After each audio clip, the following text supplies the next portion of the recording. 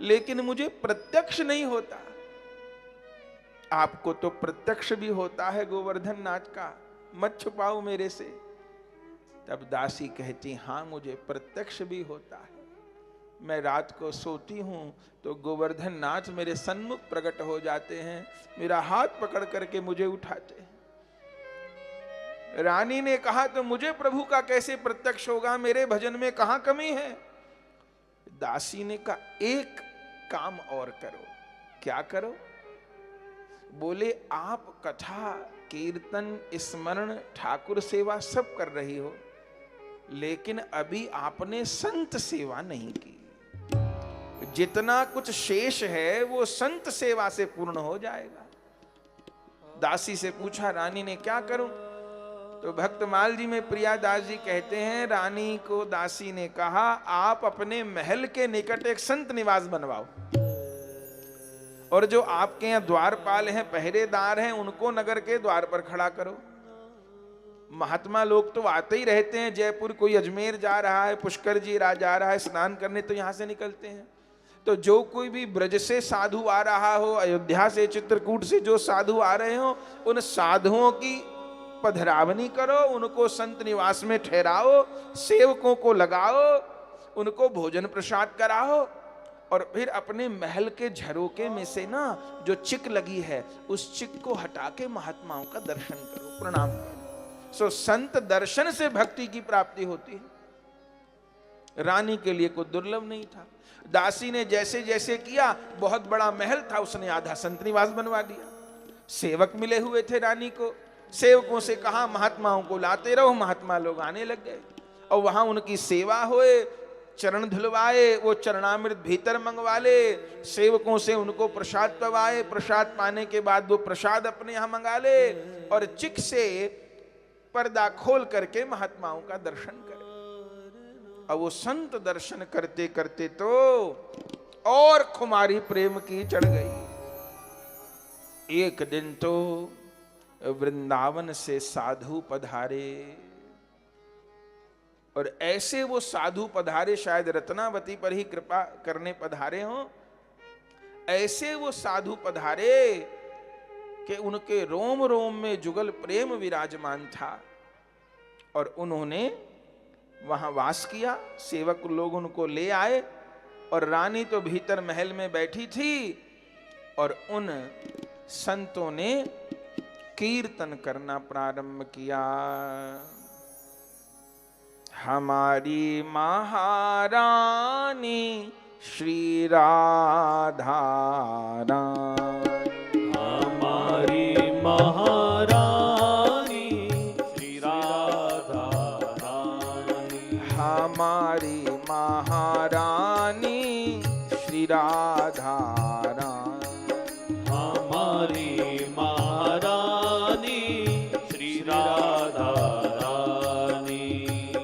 जाके बल में सब सो तोरी, जाके बल में सब सो तोड़ी, लोक लाज कुल कानी, लोक लाज कुल कानी।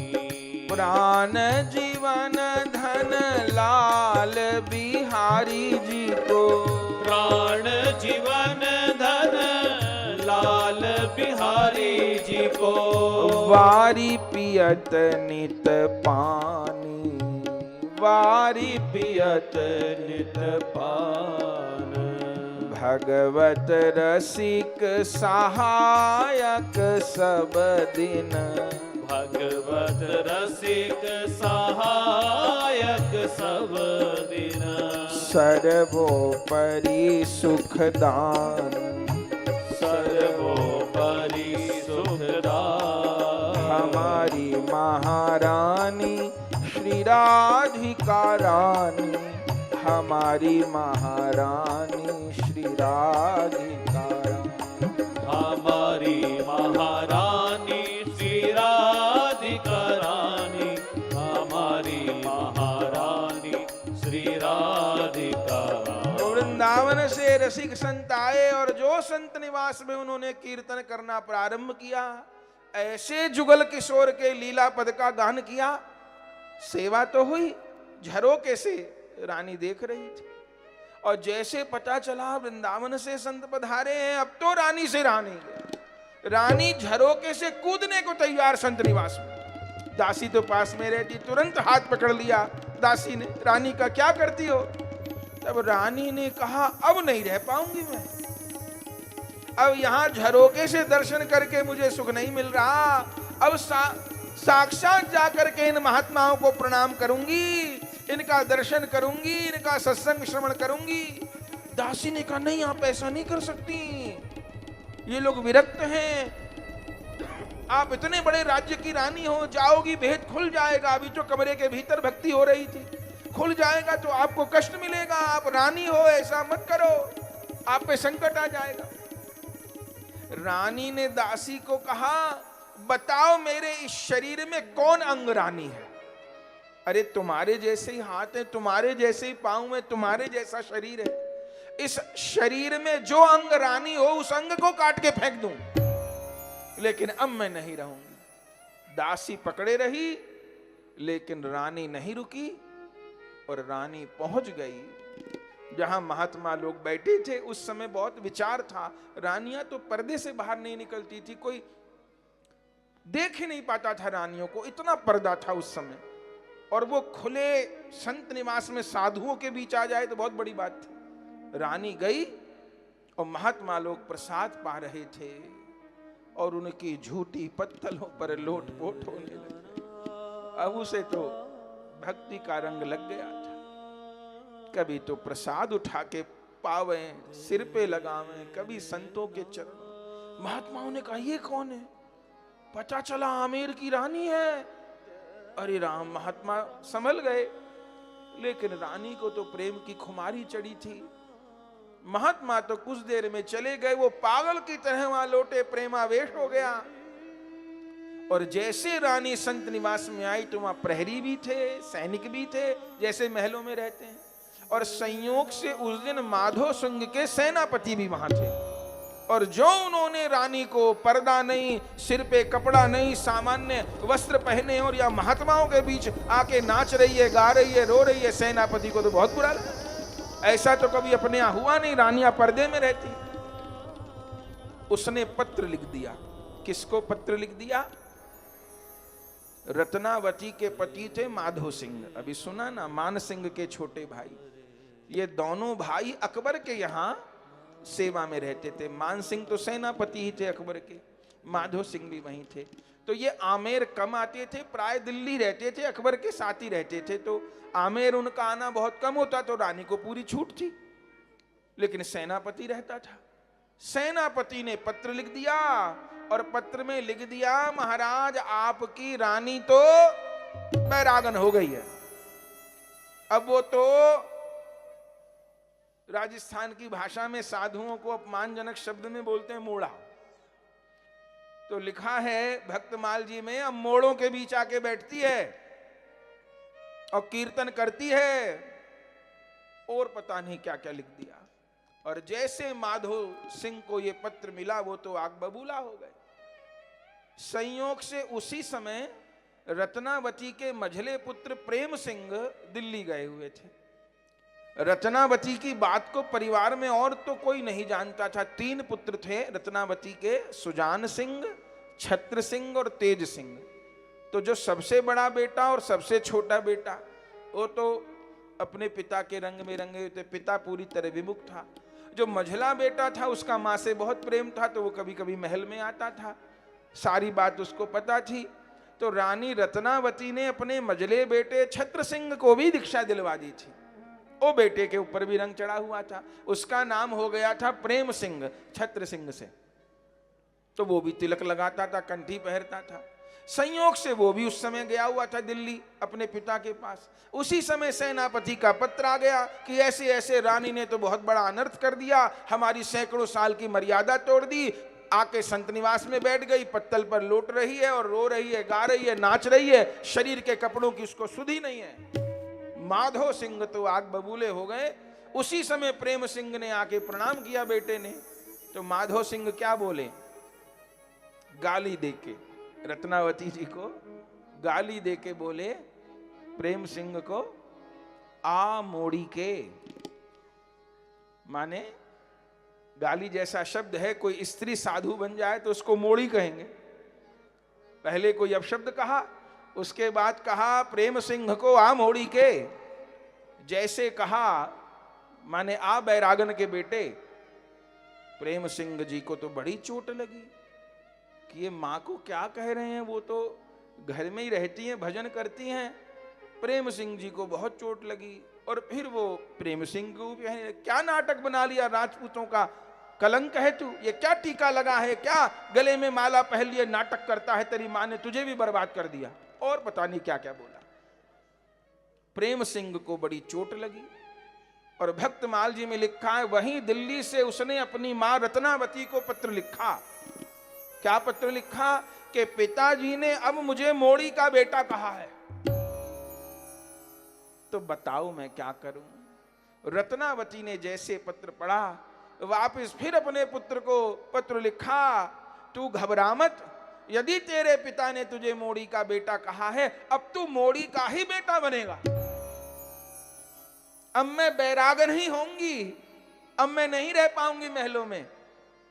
और प्रेम सिंह लौट करके आए और बड़ी अजब गजब बात प्रियादास जी ने लिखी भक्तमाल में कि रानी के लंबे लंबे घने केश थे जिनसे इत्र चूता था, रानी रत्नावती ने केश मुड़वा दिए,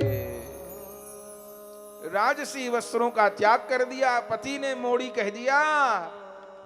तो मीराबाई जी की तरह उस समय गाया, बाला मैं बैरागण होंगी, बाला मैं बैरागन होंगी, जिस विध मेरा साहिब रीझे, जिस विध मेरा साहिब रीझे, सोही वेश धरूंगी, सोही वेश धरूंगी, बाला मैं बैरागण हूँ, बाला मैं बैरागन होंगी। ये कीर्तन किया है बंधुओं, और बैरागी जैसे कपड़े पहन लिए, सिर मुड़वा लिया। और जब प्रेम सिंह लौट करके आए आमेर और मां को प्रणाम करने गए तो पहचान ही नहीं पाए, ये मेरी मां तो सही में ही साधु हो गई।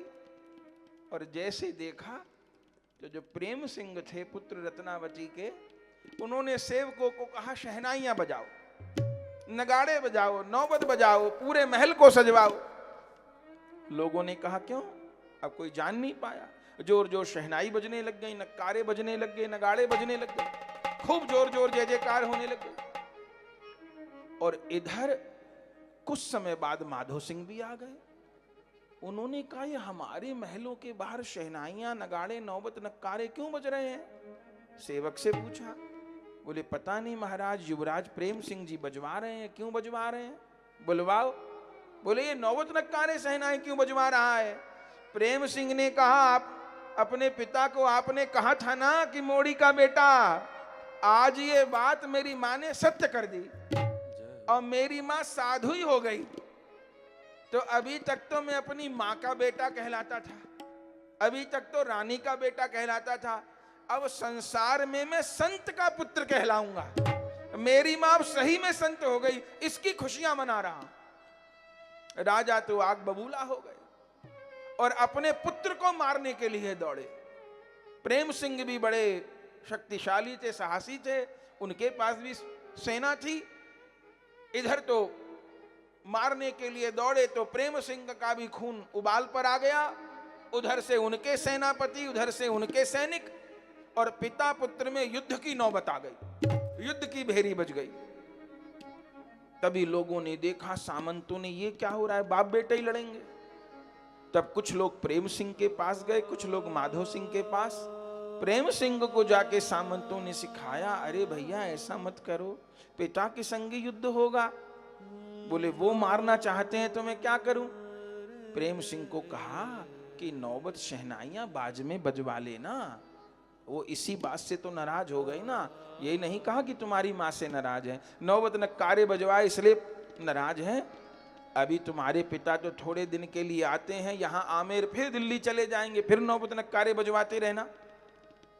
प्रेम सिंह जी ने कहा ठीक है, बंद करवा देता हूं। कुछ लोगों ने जाके माधो सिंह को कहा, अरे अपने बेटे से ही लड़ोगे क्या?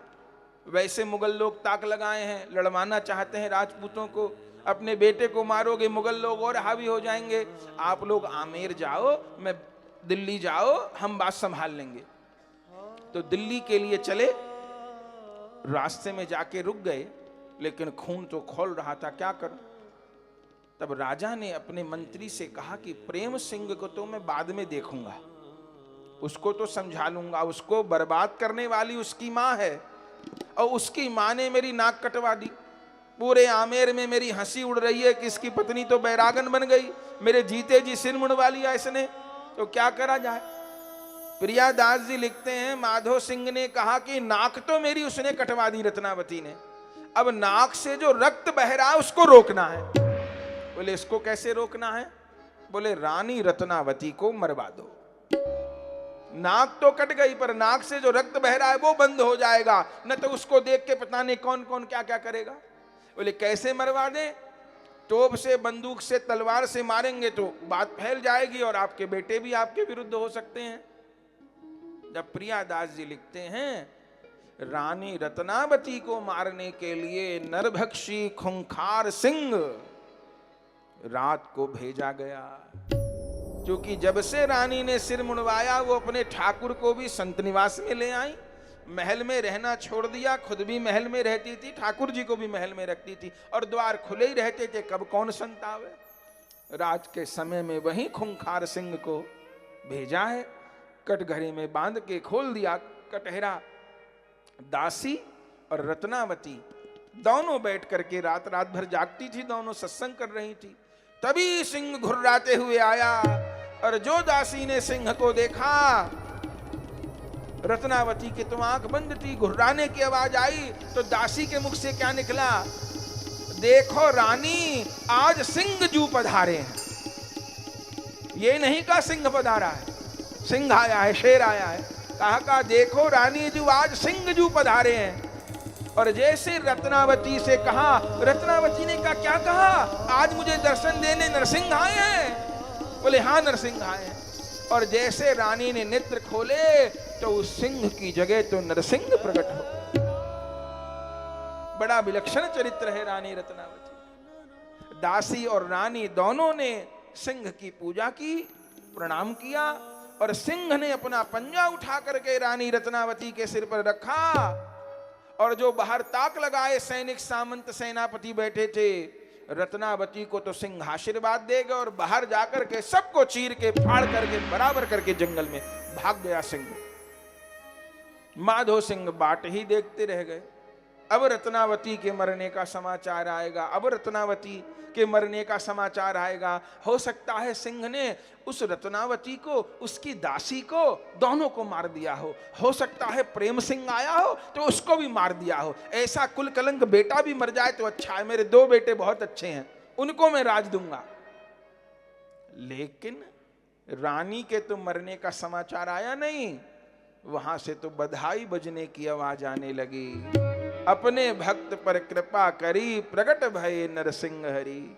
रानी भी नृत्य कर रही थी, दासी भी नृत्य कर रही थी। और जो माधो सिंह के पास सेनापति प्राण बचा के पहुंचे, माधो सिंह ने क्या हुआ पूछा, क्या हुआ? सेनापति ने कहा महाराज, रानी की भक्ति तो सच्ची है, रानी ने तो सिंह बस में कर लिए। मैं तो छिपा खड़ा था सलाखों के पीछे, देखा सिंह जाके पालतू पशु के जैसा हो गया रानी के आगे। और रानी ने भोग लगाया, तिलक किया, आरती की, और सिंह ने पंजा उठा के रानी और दासी को आशीर्वाद दिया और हमारे सैनिकों को चीर फाड़ गया। जब ये बात सुनी तब माधो सिंह को, अब अपने निकट के लोग समझाते हैं तो समझ भी आ जाती है बात, सेनापति ने भड़काया था। सेनापति के मुख से जब बात सुनी तब माधो सिंह को भरोसा हो गया कि रानी की भक्ति सच्ची है। आखिर में राजा आया है और बड़ी विचित्र बात लिखी है। भक्तमाल में 2 जगह ऐसा लिखा है जहां पति ने अपनी पत्नी को साष्टांग दंडवत प्रणाम किया। नहीं तो पत्नी को पति को प्रणाम करना चाहिए, यह शास्त्र विरुद्ध है। लेकिन 2 जगह मधुकर शाह ने अपनी पत्नी गणेश देवी को साष्टांग दंडवत प्रणाम किया।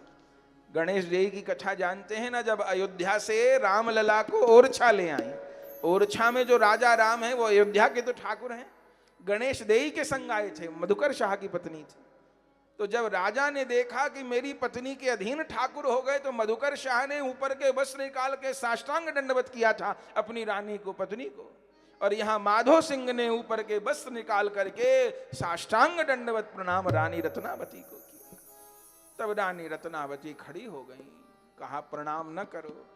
तब उन्होंने कहा कि मेरे से बड़ी भारी भूल हुई, तो मुझे क्षमा कर। मैं तेरी भक्ति को नहीं जान पाया, तेरी भक्ति सच्ची है। अब इस साधु वेश का त्याग कर दो, खूब भजन करो, खूब भक्ति करो, मैं तुम्हें नहीं रोकूंगा। तुम अच्छे मार्ग पे हो, मुझे ना समझी थी। मेरे तो कुल में, जिनकी अभी प्रारंभ में वार्ता की, मेरे परदादा पृथ्वीराज कछवाहा तो कितने बड़े भक्त थे, मैंने तो उनको देखा है। और मेरी परदादी बालाबाई, हमारे परदादा और परदादी दोनों परम भक्त थे, उनको यहीं महलों में दर्शन हुआ। और मेरे पिताजी परम भक्त थे भगवान दास। पर पता नहीं मुझे क्या हुआ, मैं तुम्हारे विरुद्ध हो गया। अब तुम्हें कोई नहीं रोकेगा। अब ये गेरुआ कपड़ा उतार दो और अब सुहागिन जैसे वस्त्र पहनती है उसी प्रकार पहन लो। रानी ने कहा अब नहीं होगा, ना अब महलों में मैं रहूंगी और ना अब मैं सुहागिन का रूप धारण करूंगी। आपको गृहस्थ आश्रम में रहना है तो आप दूसरा ब्याह कर लो, राजाओं को कमी थी नहीं ब्याह की। तब माधो सिंह ने कहा कि गंगा जल में आचमन करने के बाद, गंगा जी में स्नान करने के बाद कोई मोरी में नहीं नहाता, नाली में नहीं नहाता। तुम्हारी जैसी पत्नी को पाकर के अब मैं दूसरा ब्याह नहीं करूंगा। तो माधो सिंह भी भक्त हो गए रानी रत्नावती की। और अंत तक एक ऐसी रानी जो महलों में रही और साधु वेश में रही, अंतिम दिन तक साधु वेश में रही। मान सिंह भी प्रणाम करने आए, माधो सिंह भी प्रणाम करने आए, अकबर भी दर्शन करने आए। अकबर के लिए लिखा है उसके इबादत खाने में कुछ चित्र रहते थे, उसमें एक चित्र रानी रत्नावती का भी था। अंत समय तक रानी रत्नावती वहीं आमेर के महल में रहीं, लेकिन उनके लिए वो महल दिव्य वृंदावन हो गया, दिव्य गोवर्धन हो गया। और रानी रत्नावती ने वहीं आमेर में रह करके उस परम पद को प्राप्त किया, जुगल लीला को प्राप्त किया। ऐसा उज्जवल निर्मल चरित्र रानी रत्नावती जी का है। आज यहाँ विश्राम कर रहे हैं। कल भागवत जी की कथा में श्री कृष्ण रुक्मिणी विवाह महोत्सव मनाएंगे। संत जी पधारे हैं, उनको आशीर्वचन देना है, तो आप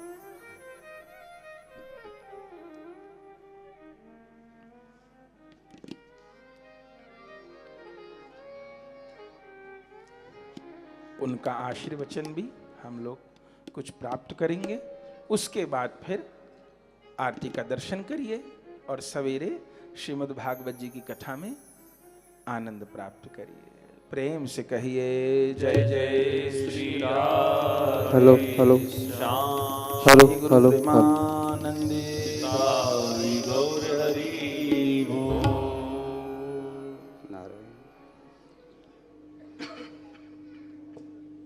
विश्वं दर्पण दृश्यमान नगरी तुल्यं निजान्तर्गतं पश्यन्नात्मनि मायया बहिर्यो भूतं यथा निद्रया यः साक्षात् कुरुते प्रबोधसमये स्वात्मानमेवाद्वयं तस्मै श्रीगुरुमूर्तये नम इदं श्रीदक्षिणामूर्तये नमः। विश्वसर्गविसर्गादिनवलक्षणलक्षितं श्रीकृष्णाख्यं परं धाम जगद्धाम नमामि तत्। भक्ति भक्त भगवंत गुरु चतुर्नाम वपुएक, इनके पद वंदन किए नाशय विघ्न अनेक। नारायण नारायण नारायण नारायण। अखिल गुरु भगवन नमस्ते। शिवाय नमः शिवलिंगाय नमः। तन्मे मनः शिव संकल्पमस्तु। नारायण नारायण। व्यासपीठ पर विराजमान महाराज श्री के चरणों में वंदन और इस सभा में विराजमान सभी धर्मनिष्ठ कर्तव्यपरायण भगवत भक्त गुरु भक्त भगवत कथा रस रसिक सज्जनों, बड़ी अद्भुत रानी रत्नावली का चरित्र महाराज श्री ने सुनाया। भक्तमाल की कथा संभवतः ईश्वर भक्ति और समर्पण कितना निकट से उसको परिभाषित किया जा सकता है, ऐसा प्रमाण अन्यत्र मिलना मुश्किल है। अनेक भक्तों के चरित्र इसमें वर्णित हैं और उन भक्तों का जो साधन पद्धति रही है उसका भी वर्णन किया गया है। सारे संतों के भक्तों की साधना की पद्धतियाँ भिन्न भिन्न रही हैं। अब उन भिन्न भिन्न साधना पद्धतियों में हमारे लिए कौन सी उपयुक्त है, जो सहज हो, सरल हो, सुगम हो, जिसको हम अपने जीवन में धारण कर सकें, इस कथा को सुन करके और उस पद्धति को अपना लें। उस पद्धति को अपनाने के बाद उसके ऊपर चल पड़ें। भगवत विश्वास पूर्वक, जैसे हम भोजन की थाली पर बैठते हैं तो ऐसा थोड़ी होता है कि पेट भरेगा कि नहीं भरेगा, ऐसा संदेह रहता है क्या? नहीं रहता। निश्चिंत हो जाते हैं कि भूख लगी है और भोजन की थाली सामने आ गई तो अब क्षुधा की निवृत्ति हो ही जाएगी। ऐसे ही भगवत विश्वास पूर्वक साधन में प्रवृत्त होने से साधक अपने लक्ष्य से अभिन्न हो ही जाता है। और मोर आस कहाय नर आशा, और करे तो कहो कहाँ विश्वासा। बिनु विश्वास भगति नहीं, और तेहि बिन द्रवई न राम।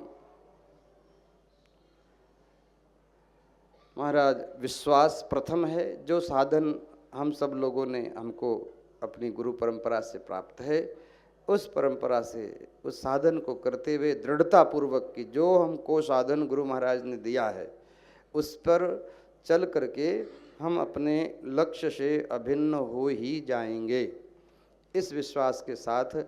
और महाराज जी की वाणी का तो क्या कहें महाराज, बहुत रसमय, इतना सुंदर भक्त चरित्र का गान आप करते हैं। शायद और कहीं होंगे भी, पर हमने तो नहीं सुना। जब भी आपको आपसे व्यक्तिगत रूप से तो मैं 2 बार ही आपको सुनने का अवसर मिला, पर आजकल जो यंत्र हैं, यंत्र के माध्यम से तो सुन ही लेते हैं कथाएं आपकी। तो कभी जब इच्छा करती है भक्त चरित्र सुनने का तब आपको सुनता हूँ, बहुत अतिशय आनंद की प्राप्ति होती है। तो खूब सब लोग, आपका जीवन सबका मंगलमय हो। भगवान हरि गुरु चरणों में आप सबका प्रेम है ही और दृढ़ हो, ऐसी भगवान से प्रार्थना। खूब लंबा समय हो गया है, बाकी अपन बैठेंगे तब तक। नारायण नारायण नारायण। बड़े आनंद पूर्वक संत भगवान ने, हमारे मनोज भैया आरती जोड़ेंगे। संत भगवान ने अपना उद्बोधन दिया। पूर्व में 1 मई से 7 मई 2023 में यहाँ पर भक्तमाल कथा हुई थी, तो संत भगवान का पदार्पण हुआ। पुनः इस बार आप पधारे कृपा करने के लिए, और आज दिव्य रूप में हमने कथा का आनंद प्राप्त किया। कल श्रीमद् भागवत जी कथा का 6ठ दिवस है, और कल कथा में भगवान की रासलीलाओं को श्रवण करते हुए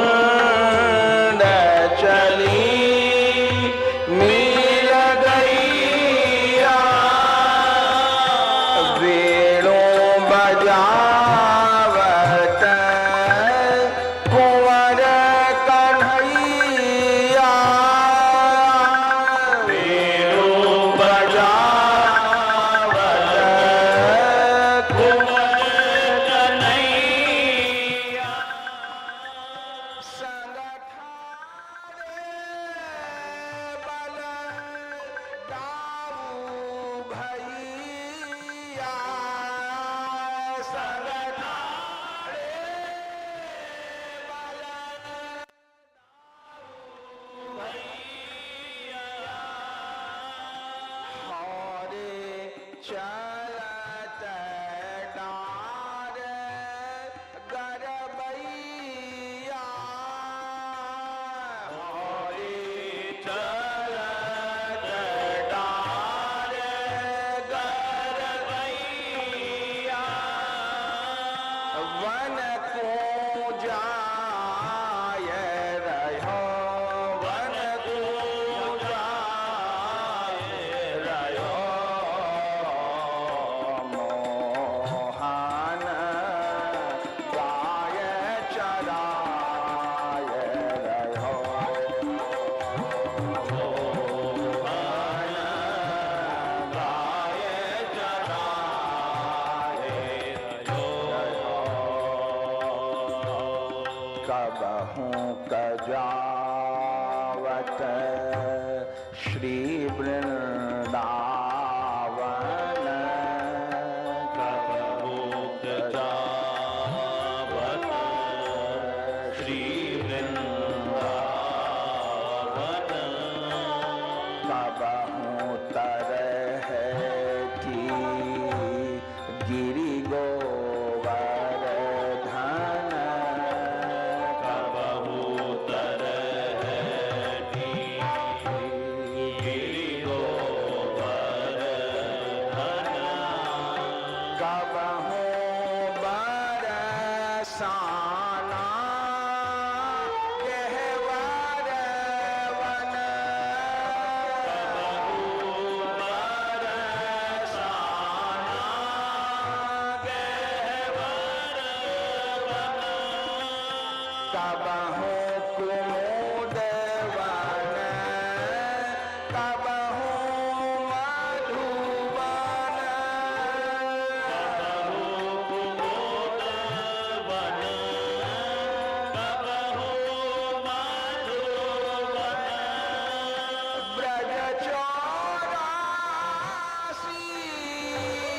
कोस फिरत वन ब्रज चौरासी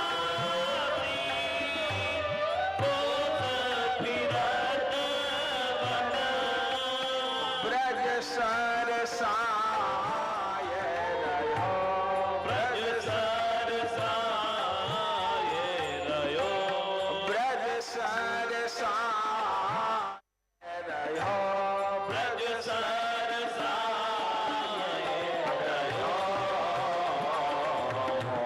मोहन गाय चराय रहो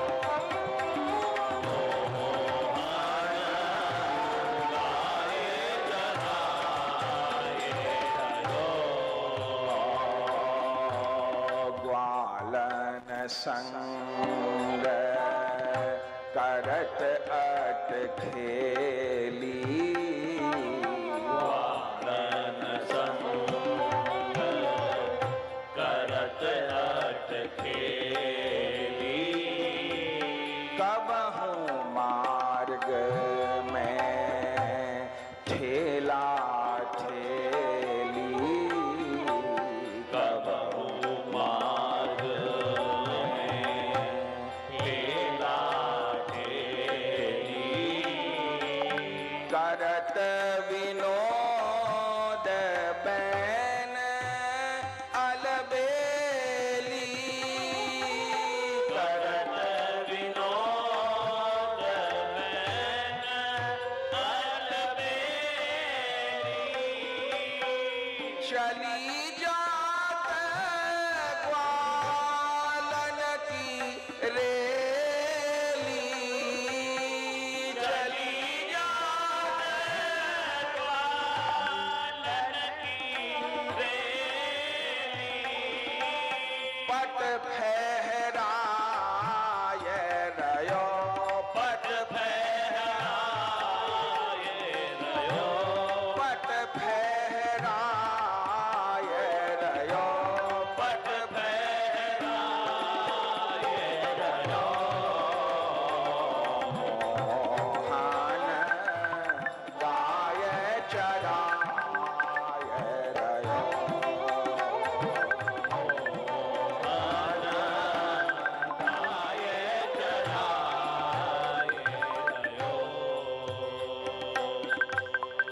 कछुक देर में दिन चढ़िया कछुक देर में दिन चढ़िया मैया वन भोजन भी जवायो मैया भोजन भी जगायो छकियारीन के शीश पठायो छकियारीन के शीश पठायो दूर लखी मन सुख हर सायो सूरत लगी मन सुख हर सायो झीलल चाय रहो झीलल जाय रहो झीलल चाय रहो झीलल जाय रहो धन गाय चराय रहो गाय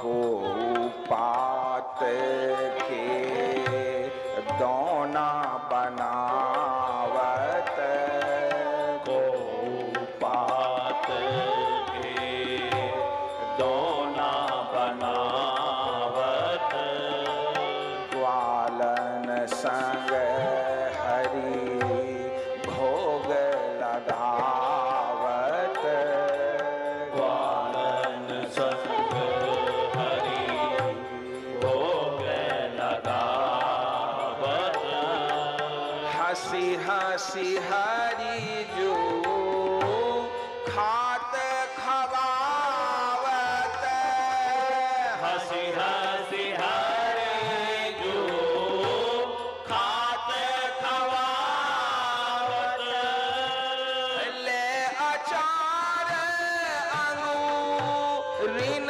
चटवावत ले अचार दिन तटवावत छाक छकाय रयो छाप छछाय रयो छाक छकाय रयो छाप छछाय रयो मोहन गाय चराय रयो मोहन गाय चराय